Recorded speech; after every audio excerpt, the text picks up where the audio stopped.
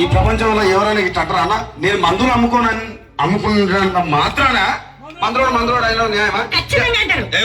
ఇలా కండక్టర్ ఉన్నాడు, కండక్టర్ మొగుడా అంటారా? పోలీస్ ఆయన ఉన్నాడు, పోలీస్ మొగుడా అంటారా?